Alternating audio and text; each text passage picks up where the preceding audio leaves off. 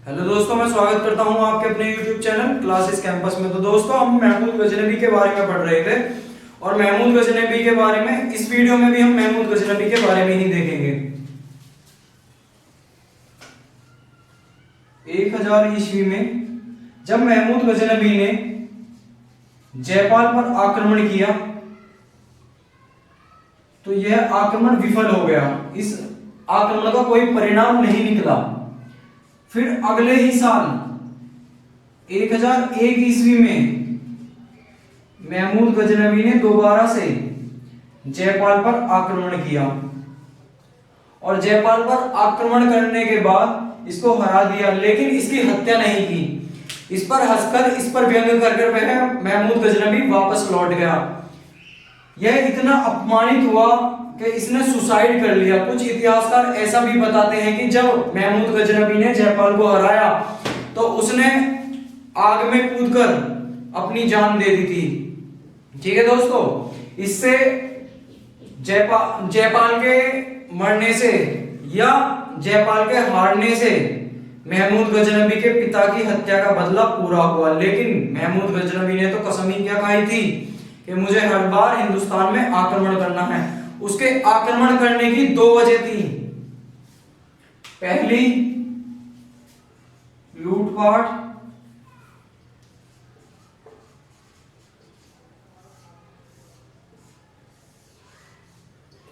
क्योंकि हम लोग सोने की चिड़िया कहलाते थे, तो इसने पहली वजह इसकी लूटपाट थी। दूसरी वजह जो थी इसकी बौद्ध परिस्थिति को नष्ट करना, to destroy statue worship in India, क्योंकि इस्लाम धर्म में मूर्ति पूजा करना पूरी तरीके से बैन है। ठीक है दोस्तों, और इसने लूटपाट में भी टारगेट क्या बनाया था? मंदिरों को टारगेट बनाया था। ये मंदिरों को लूटता था, वहां की मूर्तियों को निकलवाता था और खंडित करता था। ठीक है, अब यहां से आगे चलते हैं।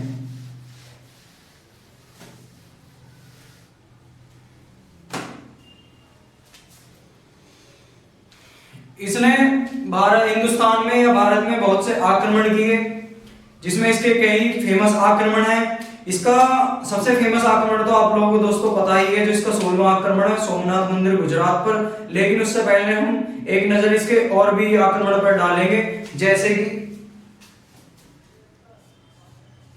1006 ईस्वी में नगरकोट मंदिर,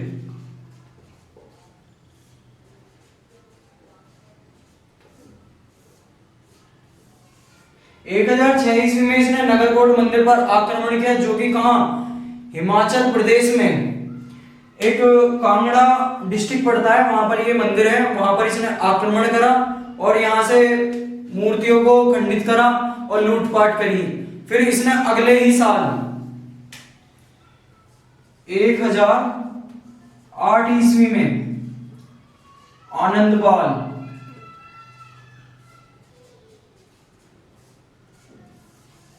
1008 ईस्वी में इसने आनंदपाल को हराया। आनंदपाल कौन था?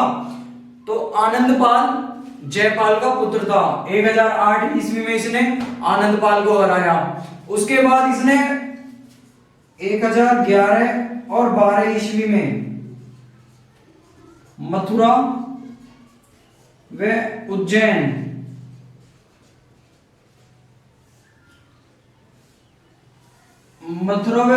के मंदिरों को लूटा। किसमें? 1011 और 12 ईस्वी में। फिर इसने 1014 ईस्वी में एक मंदिर है स्थानेश्वर मंदिर, जो कि हरियाणा के कुरुक्षेत्र के स्थानेश्वर जगह पे पड़ता है। स्थानेश्वर महादेव मंदिर, यहां से इसने चक्र स्वामी की मूर्ति को लूटा। ठीक है दोस्तों, यहां से इसने चक्र स्वामी की मूर्ति, इसने चक्र स्वामी की मूर्ति को खंडित करा। इसने जब यहां मंदिर से लूट करी तो इसने चक्र स्वामी की मूर्ति को चौराहे पर फिकवा दिया और अपने जो सैनिक थे उनसे कहा कि आप घोड़े पर आइए और आकर इस मूर्ति को खदेड़ते हुए चले जाइए। ठीक है, यहां से क्वेश्चन बनेगा कि इसने स्थानेश्वर महादेव मंदिर से किसकी मूर्ति को लूटा, तो चक्र स्वामी की मूर्ति को लूटा। यह मूर्ति किसकी थी, यह मूर्ति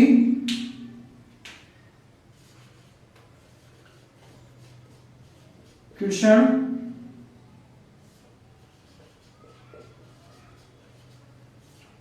यह मूर्ति कृष्ण भगवान की मूर्ति थी जिसने इसको लूटा, खंडित करवाया था। ठीक है,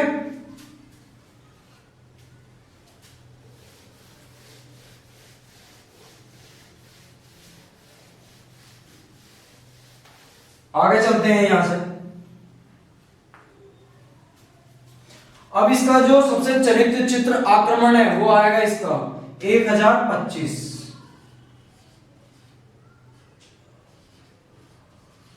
सोमनाथ मंदिर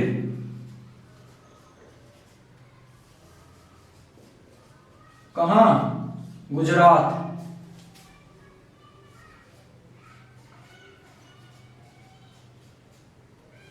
और जब इसने सोमनाथ मंदिर को लूटा तो वहां पर जो रूलर रूल कर रहा था या शासक शासन कर रहा था उसका नाम था भीम फर्स्ट।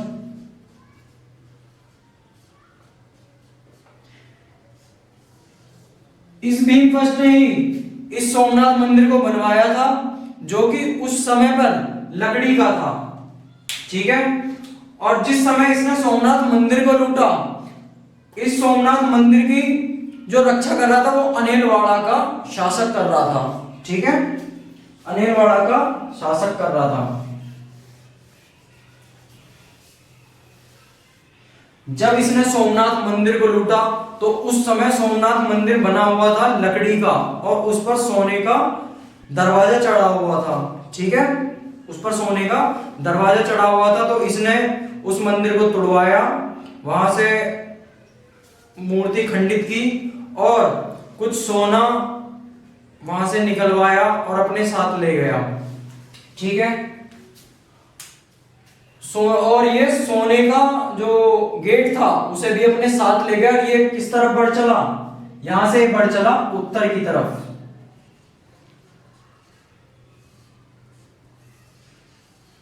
जब यह उत्तर की तरफ बढ़ चला तो यह पहुंचा राजस्थान।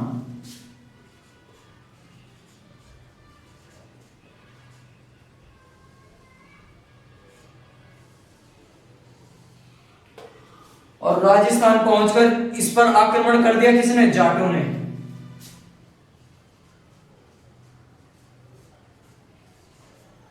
जाटों ने इस पर आक्रमण कर दिया और जाटों ने इस पर आक्रमण कर इससे क्या लूट लिया, सोने का दरवाजा लूट लिया। और इसने 1027 ईस्वी में जाटों पर ही आक्रमण कर दिया। जाटों पर आक्रमण करा 1027 ईस्वी में, उन्हें पराजित करा इसने। और अगर ये अगला आक्रमण करता 1030 में, कितने है, अगला आक्रमण 1030 में करता, इसकी मृत्यु हो गई थी। ठीक है, तो महमूद गजनवी चल बसे। ठीक है, अब यहां से इसके जो क्वेश्चन बनते हैं वो क्वेश्चन देखते हैं दोस्तों। ठीक है,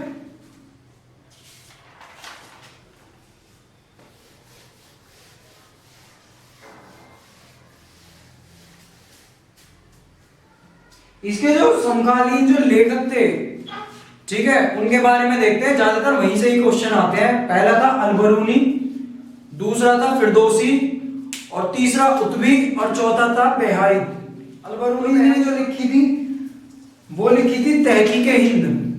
फिरदौसी जो था, फिरदौसी ने लिखी थी शाहनामा। ठीक है दोस्तों, अलबरूनी ने, फिरदौसी ने, बेहाकी ने लिखी थी इसी के पिता की जीवनी जिसका नाम था साबुद्दीन, उस पर लिखी थी। ठीक है, इसका लास्ट पॉइंट है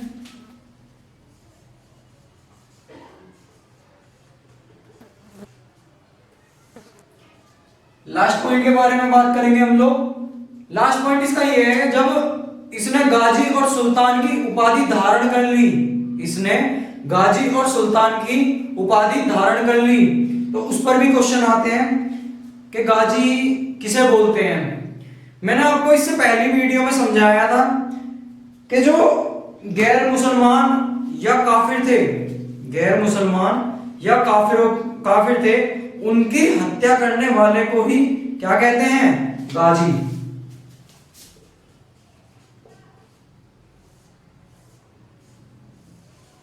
और सुल्तान के बारे में बात करूं तो हजरत पैगंबर मोहम्मद साहब के ही जो उत्तराधिकारी थे, उनको मिलने वाली ये उपाधि थी, उनके द्वारा दी जाने वाली ये उपाधि, बगदाद के खलीफा के द्वारा दी जाने वाली ये उपाधि थी। कौन सी? सुल्तान। ठीक है दोस्तों, हम लोग मोहम्मद गौरी के बारे में बात कर रहे थे, तो अब हम देखते हैं मोहम्मद गौरी के। मोहम्मद गौरी, इसका पूरा नाम था साबुद्दीन मोहम्मद गौरी। ये 1173 ईस्वी में 1173 ईस्वी में गजनी की गद्दी पर बैठा। गजनी आप लोगों को पता ही होगा, इससे पहले वाले टॉपिक में मैंने आप लोगों को बताया था मोहम्मद गजनबी के बारे में, वो भी गजनी से आया था और ये भी गजनी से आएगा। ठीक है, बट जब ये यहाँ आएगा तो इसका और उसका अलग अलग चेंजेस होंगे। उसका लूटपाट करना था और इसका अपने साम्राज्य का विस्तार करना था, अपना साम्राज्य बढ़ाना था, लेकिन ये भी उसी लाइन पर चल पड़ेगा। किस पर? जो मोहम्मद गजनबी चल पड़ा था, उसी लाइन पर चढ़ेगा। 1173 ईस्वी में गजनी से आया था। जब ये गजनी से आया था तब वहां पर वंश चला था, गौर वंश।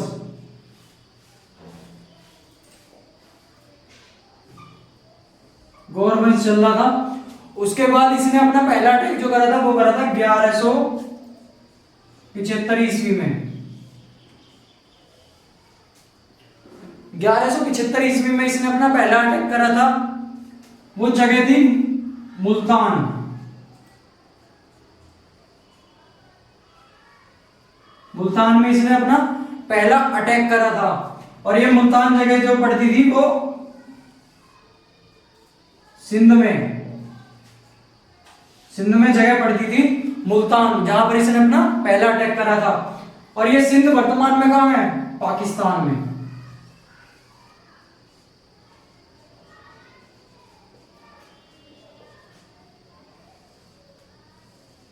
ये कहां है?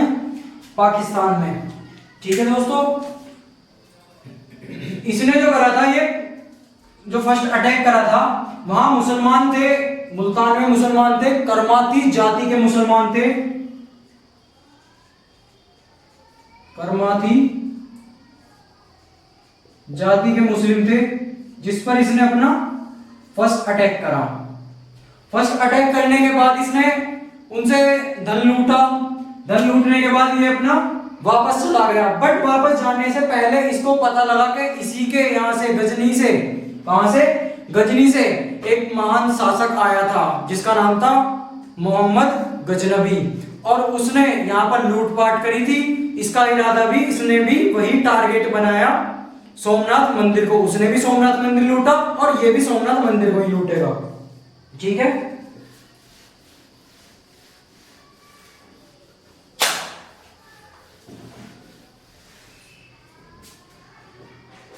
अब ये 1178 में सोमनाथ मंदिर पर अटैक करने के लिए चल दिया गुजरात में।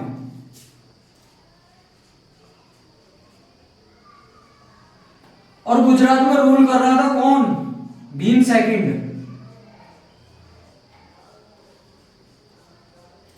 भीम सेकंड या मूलराज सेकंड, या मूलराज सेकंड। भीम सेकंड या फिर इसका दूसरा नाम था मूलराज सेकंड। ये भी चालुक्य डायनेस्टी से संबंध रखता था, चालुक्य वंश से था ये भी। ठीक है, जब इसने यहां पर ठानी के मुझे अब सोमनाथ मंदिर को लूटना है, तो ये सोमनाथ मंदिर को लूटने के लिए चला। लेकिन मोहम्मद गौरी जब ये सोमनाथ मंदिर को लूटने चला, तो ये सोमनाथ मंदिर पर अटैक करता। इससे पहले भीम सेकंड ने इस पर अटैक कर दिया। इस पर अटैक कर दिया और अटैक करने के बाद इसकी सेना कम थी, मूलराज सेकंड की सेना ज्यादा थी, तो ये वहां से भाग गया। भागने के बाद 1178 में ही 1178 में ही एक जगह पड़ती है माउंट आबू।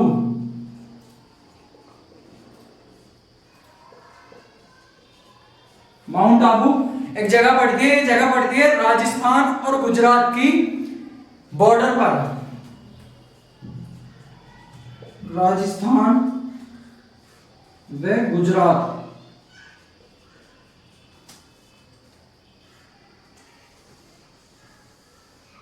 इसका बॉर्डर है। जगह पड़ती है राजस्थान व गुजरात के बॉर्डर पर। माउंट आबू एक हिल स्टेशन भी है, जो जैन मंदिर वगैरह है वहां पर, ठीक है। कंफर्म तो मुझे भी नहीं पता दोस्तों, बट जैन मंदिरों के लिए फेमस बताया जाता है। वहां पर जैन मंदिर वगैरह है, जिसे आई थिंक दिलवाड़ा बोलते हैं, दिलवाड़ा जैन मंदिर बोलते हैं, ठीक है। तो वहां पर जाकर इसने भीम सेकंड ने मोहम्मद गौरी को हराया और उसे बंदी बना लिया। बंदी बनाकर वो अपने साथ ले आया।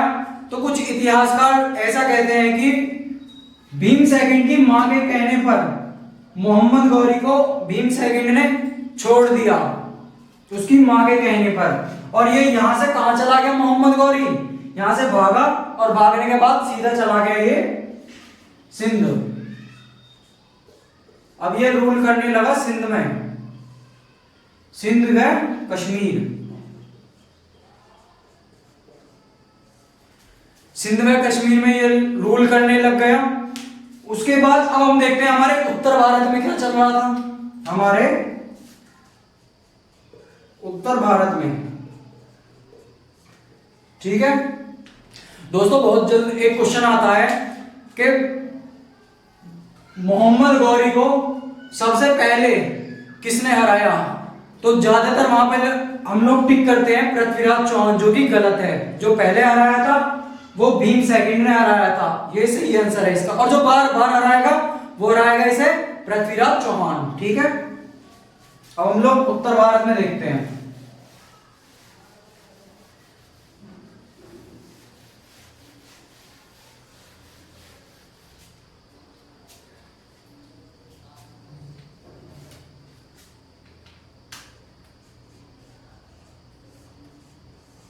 उत्तर भारत, उत्तर भारत में हमारे उत्तर भारत में चल रहा था पृथ्वीराज चौहान, जो चौहान वंश से रिलेटेड है। और पृथ्वीराज चौहान शासन कर रहा था, जो दिल्ली,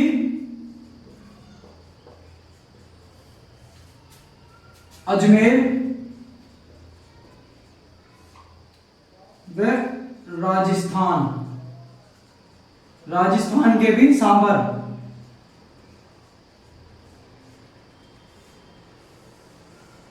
इसमें शासन कर रहा था कौन, पृथ्वीराज चौहान,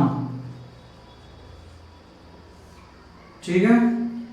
या इसका एक दूसरा नाम भी है राय पिथौरा,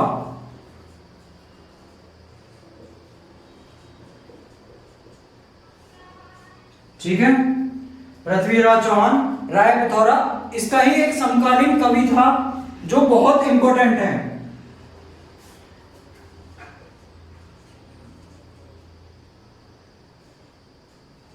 चंद्रवरदाई, जिसकी बुक है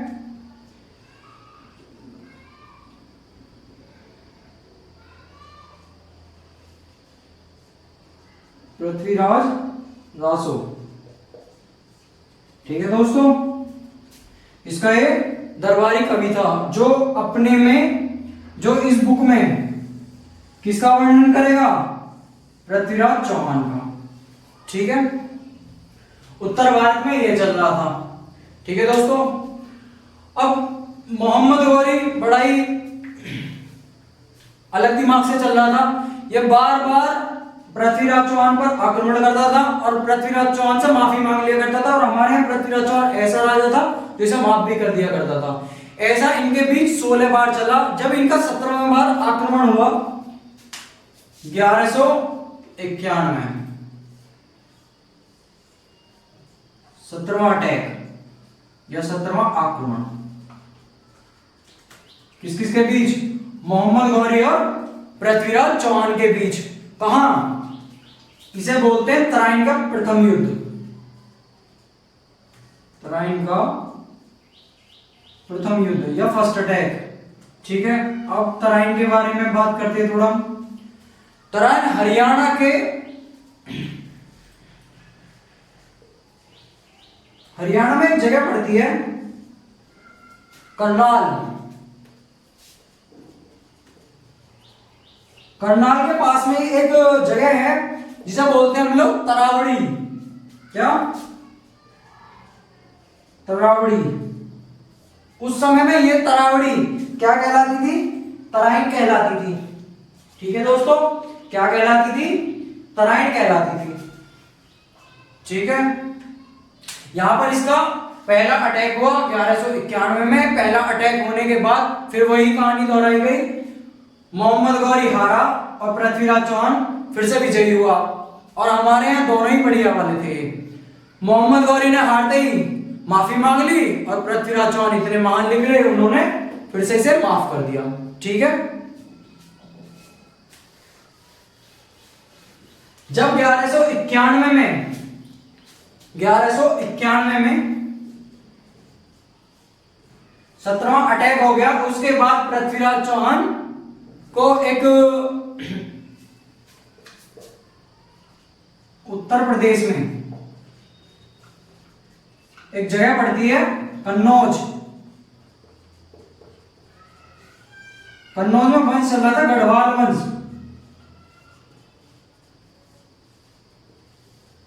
और गढ़वाल वंश के जो शासक थे उनका नाम था जयचंद, और इनकी बेटी का नाम था संयोगिता।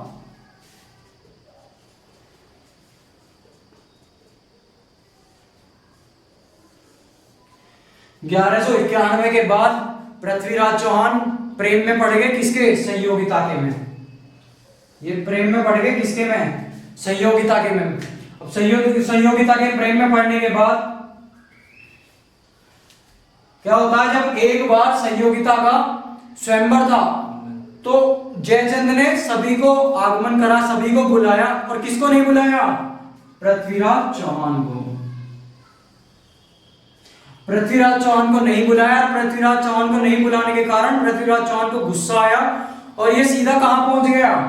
कन्नौज, जहां उसका स्वयंवर चल रहा था, और स्वयंवर में से ही उठा कर ले आया संयोगिता को, और संयोगिता से उसने विवाह कर लिया। इस बात का गुस्सा आया इसको, जयचंद को गुस्सा आया और वह बहुत ज्यादा अपमानित हुआ। अपने अपमान का बदला लेने के लिए वो किससे जाके मिल गया?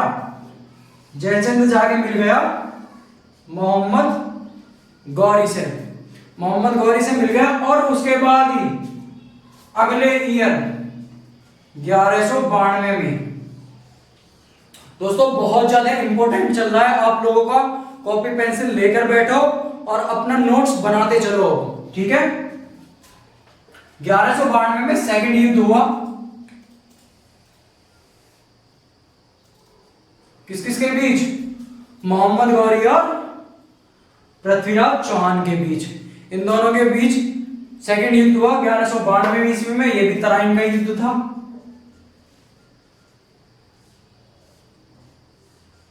1192 ईस्वी में।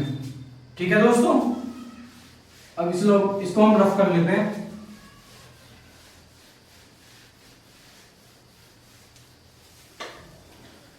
जब तराइन का द्वितीय युद्ध हुआ तो इसमें मोहम्मद गौरी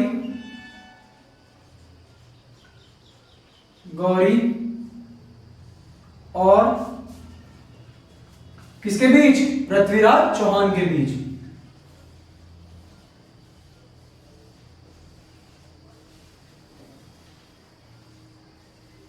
ठीक है, मोहम्मद गौरी और पृथ्वीराज चौहान के बीच ये युद्ध हुआ।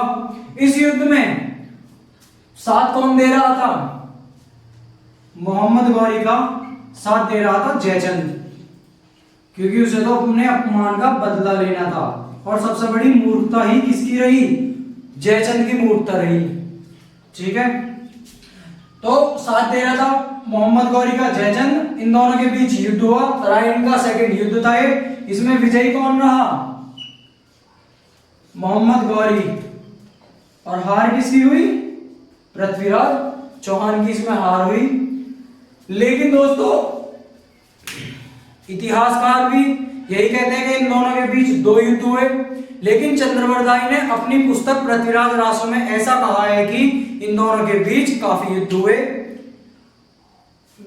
काफी युद्ध होने के बाद उसने कहा, इतिहासकार तो ऐसा कहते हैं कि मोहम्मद गौरी ने पृथ्वीराज चौहान को मार दिया, लेकिन चंद्रवरदाई इस बात को नहीं कहता। वो अपनी पुस्तक पृथ्वीराज रासो में कहता है कि मोहम्मद गौरी ने पृथ्वीराज चौहान को अंधा कर दिया। क्या कर दिया? मोहम्मद गौरी ने पृथ्वीराज चौहान को अंधा कर दिया। अब पृथ्वीराज चौहान अंधे हो गए। अंधे होने के बाद यह गजनी लौट गया और गजनी में राज के खेलों का आयोजन हो रहा था।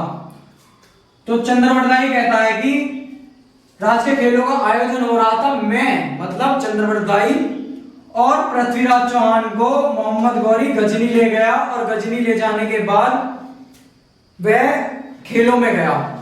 तो चंद्रवरदाई कहता है,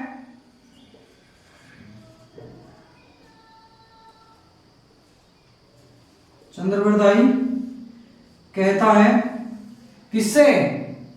मोहम्मद गौरी से। चंद्रवरदाई कहता है किससे? मोहम्मद गौरी से कि मेरा मित्र कौन? पृथ्वीराज चौहान शब्दवेदी बाण चलाने की कला विद्या जानता है, और ये शब्दवेदी बाण एक ऐसा होता है जो बिना देखे टारगेट पर लगता है, जो एक आवाज से बिना देखे टारगेट पर लगता है। इस बात को मना कर दिया किसने? मोहम्मद गौरी ने। मोहम्मद गौरी ने कहा ऐसा नहीं हो सकता। तो उसने बोला कि आप लोगों को मैं इस शब्दवेदी बाण का अभी प्रमाण दे सकता हूं। तो उसने कहा कि आप ऐसा झूठ बोल रहे हो, इस तरीके की वगैरह वगैरह बात की। तो इसने चंद्रवरदाई ने बोला कि आप शर्त लगा सकते हो। तो इसने कहा कि ठीक है, आप उनकी बेड़ियां खोल दो। किसकी बेड़ियां खुल गई? पृथ्वीराज चौहान की बेड़ियां खुल गई। और जैसे ही बेड़ियां खुली, चंद्रवरदाई पृथ्वीराज चौहान के पास जाता है और कहता है कि 4 गज 24 अंगुल अष्ट प्रमाण ताऊ पर सुल्तान है मच्छू को चौहान। तो इसका कहने का मतलब है कि तुम्हारे और पृथ्वीराज चौहान और तुम्हारे किसके? मोहम्मद गौरी के बीच 24 गज का फासला है। कि हे सम्राट, तुम्हारे और मोहम्मद गौरी के बीच 24 गज का फासला है। तुम्हारी 4 उंगली और 1 अंगूठा इस बात का प्रमाण है कि आप तीर चलाओ और वह चूकेगा नहीं। तो जो दोस्तों ऐसा ही हुआ। मोहम्मद गौरी किसमें आ गया? घमंड में। वो ईगो हर्ट हो गया उसका। उसने पृथ्वीराज चौहान की बेड़ियां खुलवा दी। बेड़ियां खुलवाने के बाद बेड़ियां खुलवाने के बाद क्या हुआ? पृथ्वीराज चौहान को एक तीर और एक धनुष दे दिया गया। और चंद्रवरदाई ने इसको इंस्ट्रक्शन दे दिया था कि 24 गज की दूरी है। ठीक है। उसके बाद जैसे ही मोहम्मद गौरी ने कहा तीर चलाने को आदेश दिया, वैसे ही पृथ्वीराज चौहान ने मोहम्मद गौरी को मार दिया। ठीक है दोस्तों, मोहम्मद गौरी की हत्या कर दी गई। दोस्तों इससे आगे की जो कहानी हम नेक्स्ट वीडियो में बात करेंगे। अगर आप लोगों को ये वीडियो अच्छी लगी हो और आप लोग हमारे चैनल पर नए हो तो हमारे चैनल को प्लीज सब्सक्राइब करें, लाइक करें और शेयर करें और कमेंट में बताएं जो भी हमसे गलती हुई हो। और दोस्तों आप लोगों से पर्सनली बातें ये करनी है कि हमारी वीडियो लेट आ रही है। उसके 2 कारण हैं। एक तो मेरे फादर की थोड़ी प्रॉब्लम चल रही है, वो बीमार है। दूसरा जो कोरोना वायरस चल रहा है, आप लोगों को पता है बहुत महामारी चल रही है, तो इस वजह से हम लोगों की वीडियो कम आ रही है। हमारे यहाँ पर बहुत ज्यादा सख्ताई हो गई है। ठीक है दोस्तों, तो आप लोग हमारे चैनल पर बने रहिए, अगर नए हैं तो प्लीज सब्सक्राइब करिए। थैंक यू दोस्तों।